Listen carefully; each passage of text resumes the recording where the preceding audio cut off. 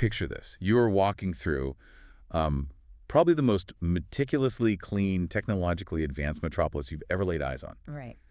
The streets are perfectly paved with this smooth stone. There's an extraordinary, completely silent drainage system carrying waste away. Which, for the ancient world, is practically unheard of. Well, absolutely. It's a city utterly free of the disease, the pestilence, the foul stench that plagues, pretty much every other ancient empire of that era. Yeah.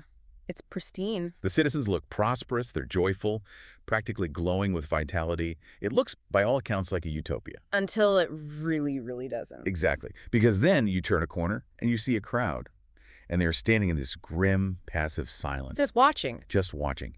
And in the center of that crowd, there was a young, weeping bride being dragged in heavy iron chains. It's just a horrifying image. It really is. She's being forced toward a funeral pyre where she is going to be burned alive. Yeah.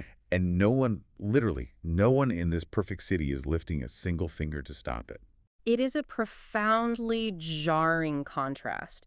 You have this towering pinnacle of human civilization, this perfect urban infrastructure, existing side by side with an absolute abyss of moral passivity. Welcome to today's deep dive.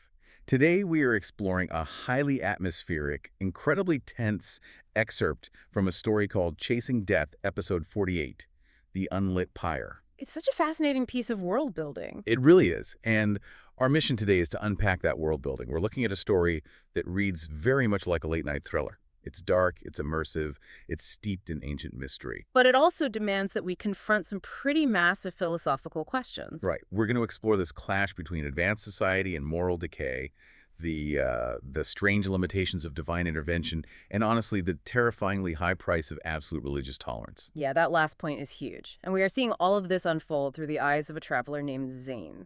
Tell us a bit about Zayn. Well, he's a man who has supposedly walked the ancient world for 2,000 years. Wow. 2 millennia. Yeah.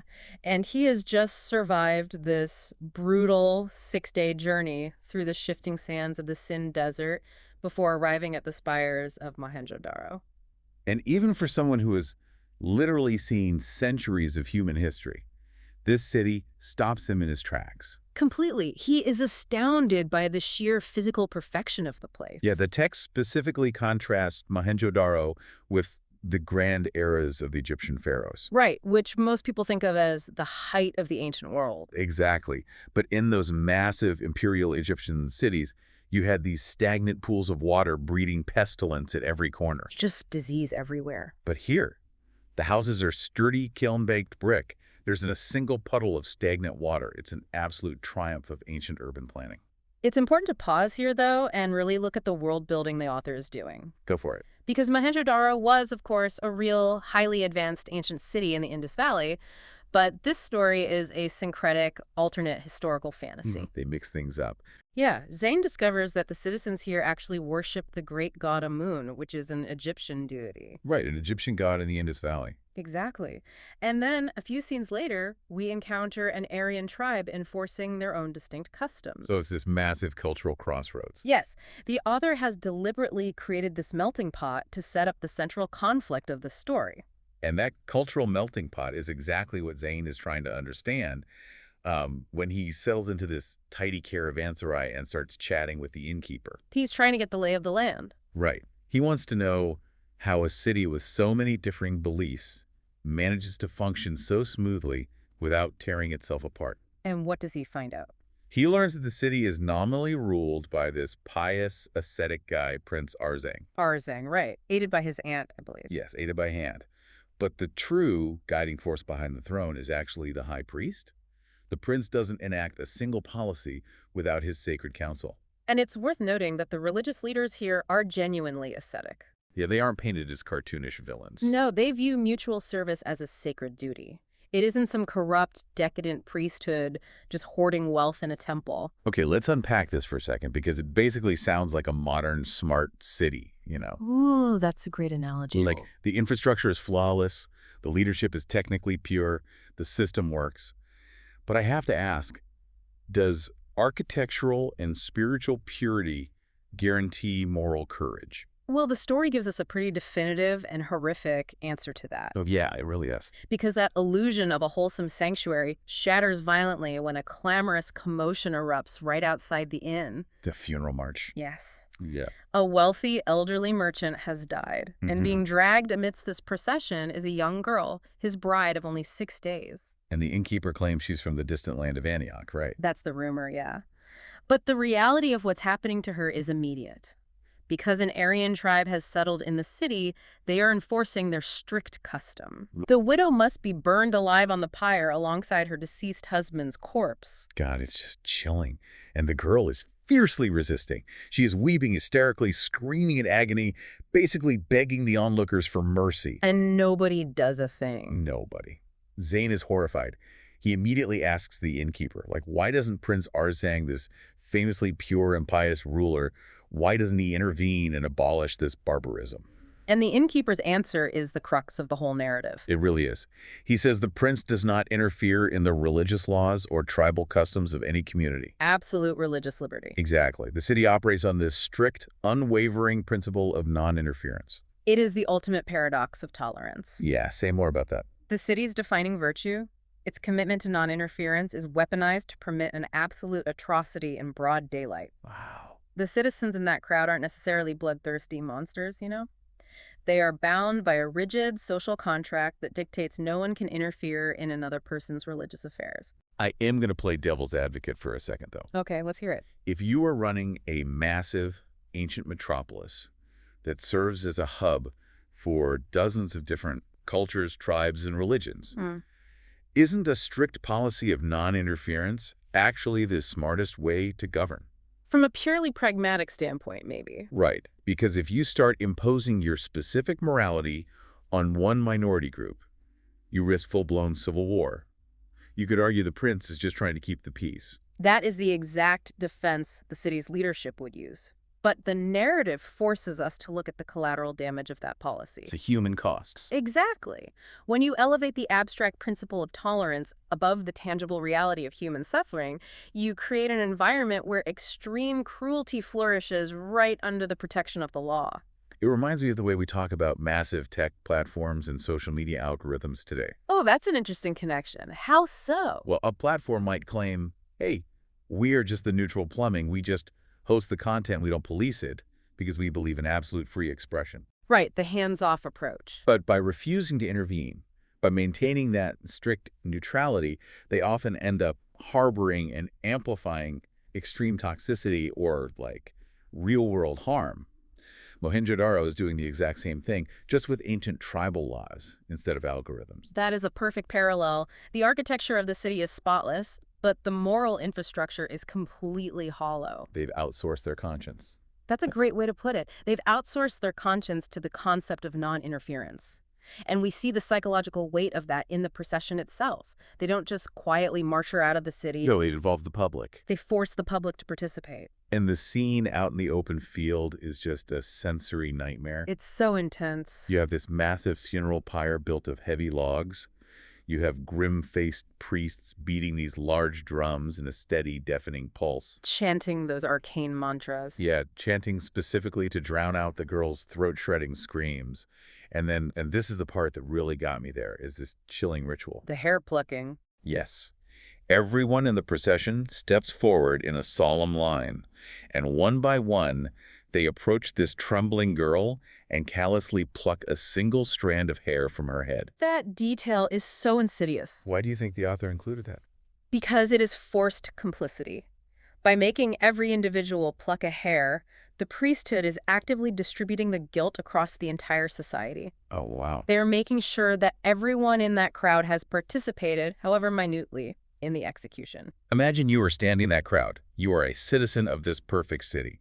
You hear her screams, you know deep down that this is fundamentally wrong. But the line is moving. The line is moving, the drums are beating. The law says you must respect the ritual. The social pressure would be immense. The pressure to just step forward, pull the hair, and look away must be overwhelming. But Zayn isn't bound by their social contract. No, he's an outsider. So he joins the queue, but when it's his turn, he leans in and whispers to her, "Do not despair. I will deliver you from this place. It's a fleeting moment, and frankly, she doesn't believe him for more than a second. I mean, why would she? Exactly. How could one unarmed traveler stand against a frenzied mob and the entire legal framework of the city? But Zayn knows he can't rely on the city's authorities, so he has to seek an authority outside of their jurisdiction. And he goes way outside their jurisdiction. He really does. He slips away to a barren hillock nearby and starts praying. And this is where the story shifts gears entirely. We get into the supernatural elements. Right. He calls upon the sister of the goddess Baltus. The text mentions she had made him a sacred vow earlier in his very long life. He calls her to cash in a favor, basically. Yeah. He prays once, twice, 3 times. Nothing but the whistling wind. But on the 4th summons, the earth actually trembles. The air shimmers. The air shimmers. And this divine entity actually materializes right there on the hill. And my immediate thought reading this was, wait, does Zayn just have a deity on speed dial to fix his problems? It does seem like a massive advantage, I'll admit. But what's fascinating here is how the author is very careful to establish the rules of this universe's magic system. Okay, break that down for us. The gods don't just wave a hand and resolve mortal conflicts. When Zayn begs her to rescue the girl, the goddess smiles and explicitly notes that if an innocent, blameless maiden weren't at stake, she wouldn't have even answered the call. So she has standards. Very strict standards. And Zayn accepts that. But he adds a crucial condition of his own.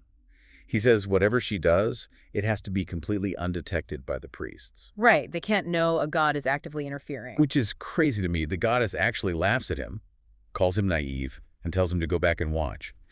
But my question is, why the secrecy? If you have divine power on your side, why not just strike the priests with lightning and make a grand, undeniable statement about justice? Because direct, overt divine intervention shatters human agency. Oh, interesting. The story operates on the idea of plausible deniability. The goddess is bound by cosmic constraints.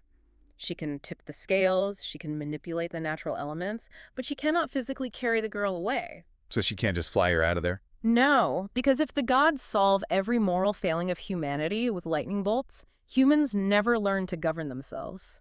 The intervention has to look like a natural anomaly, forcing the mortals to make a choice about how to proceed. And we see that anomaly play out at the Pyre. And it is just a brilliantly written cinematic sequence. So tense. The preparations are done. The priests have actually swapped the girl's ropes for heavy iron chains so she can't run. They are not taking any chances. None. They drench the timber in clarified butter. The elder priest steps up with his flints. He strikes them. A spark lands right on the oil-soaked wood, and absolutely nothing happens. The priest strikes harder. Sparks are just raining down on this highly flammable material. It should be a roaring inferno. But the text describes the timber as being transformed by unseen sorcery into blocks of freezing iron. I love that phrase. Blocks of freezing iron. The fire cannot leave so much as a scorch mark. You can just picture the absolute panic setting in among the priests. They try everything, Yeah. but the wood flat out refuses to ignite. It is such a vivid manifestation of the goddess's power. She doesn't attack anyone. She doesn't smite the priests. Right. She simply removes the physical possibility of the fire. It's incredible. So finally, the high priest just throws his flints down. He declares the heavens are angry, they refuse the offering, and they will try again at sunrise. Buying Zayn some time. Exactly.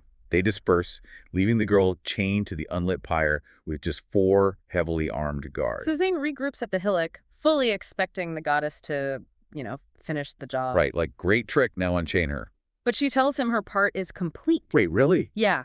She has exhausted the limits of her elemental manipulation. The literal breaking of chains, the confrontation with the guards, the actual physical rescue must be carried out by mortal hands. Which brings us to the climax of the narrative. Zayn spends the day planning, and when night falls, he returns to the desert field. And the atmosphere changes completely here. It really does. It goes from this loud, chaotic, drum-beating public execution to an incredibly intimate, claustrophobic standoff. Just Zayn and the guards in the dark? Right. The 4 guards are described as these burly brutes with naked swords, their eyes burning red in the torchlight.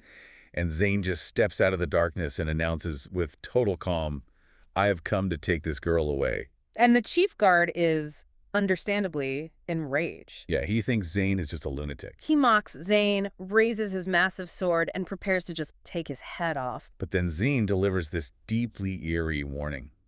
He tells them, softly, that whoever raises a blade against him will find his own steel turning upon his chest. And the guard doesn't listen. Of course not. He swings anyway. And mid-swing, the heavy sword violently wrenches itself from his grip. Like an invisible hand grabs it. Exactly. It spins up into the midnight air, whistles back down, and plunges directly into the guard's own chest. It is a stunning visual. It's so cinematic. But mechanically, how is this happening? Because we just established the goddess is gone, right?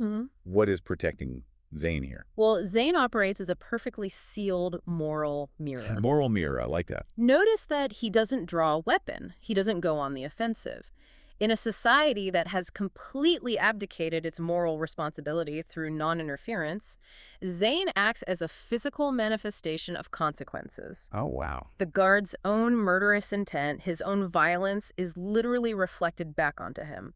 It is karma rendered as kinetic energy. That is wild. And the remaining guards are just frozen in terror? They think Zayn is a reality-bending sorcerer. Yeah, they drop their weapons and sprint into the darkness. So Zayn shatters the iron locks, frees the girl, and they escape into a dry ravine. They steal 2 horses and ride out into the vast open desert, just pushing through the night to put as much distance between them and Mohenjo-Daro as possible. And when they finally reach the shelter of a massive sand dune, the adrenaline wears off. They're finally safe. They're safe. And under the starry sky, Zayn asks her the question the reader has been wondering all along.